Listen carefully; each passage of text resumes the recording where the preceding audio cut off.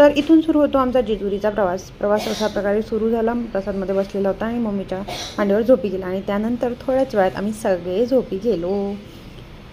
प्रवास जाणवलाच नाही, कदाचित आम्ही झोपलेलो होतो त्यामुळे, पण लगेच आम्ही जेजुरीला पोचलो।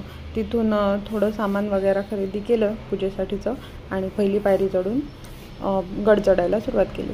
गड चढायला सकाळी सुरुवात केल्यामुळे आम्हाला जास्त जड गेलं नाही, पण हे जे नयनरम्य सोन्याच्या जेजुरीचं दृश्य होतं ते पाहून आमचा सगळा थकवा निघून गेला।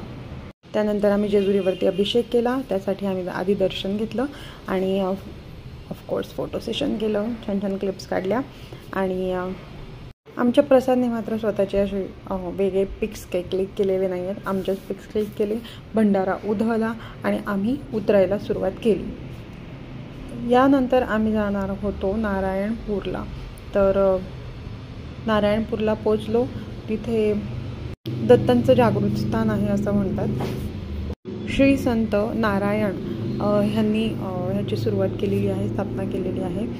दर्शन घेऊन थोडा वेळ मंदिरात बसलो आणि माझ्या नवऱ्याला आवडलेल्या या कुत्रीला मी पेढी भरवली। त्यानंतर आम्ही पोचलेलो आहोत प्रति बालाजीला। तिथे इथे चप्पल आणि मोबाईल जमा केल्या आणि दर्शनासाठी पुढे निघालो। दर्शन घेऊन याही मंदिरात थोडा वेळ बसलो आणि ट्रेडिशनल फोटोशूट केलाच आणि तुम्ही बघू शकता एवढी सुंदर कलाकृती आहे ना इथे। गर्दी फार मोठी होती, पण आवार मंदिराचा फार मोठा असल्यामुळे तिथे गर्दी जाणवत नाही। दर्शन घेतलं आणि इथे निघालो आम्ही परतीच्या प्रवासाला। मंदिराच्या बाहेर थोडेसे स्टॉल्स होते, आहोंनी काय काय गोष्टी सांगितल्या, छोटे छोटे क्लिप्स, ही क्लिप त्यांनी बनवलेली आहे आणि इथे आम्ही पोचलो पुण्यात।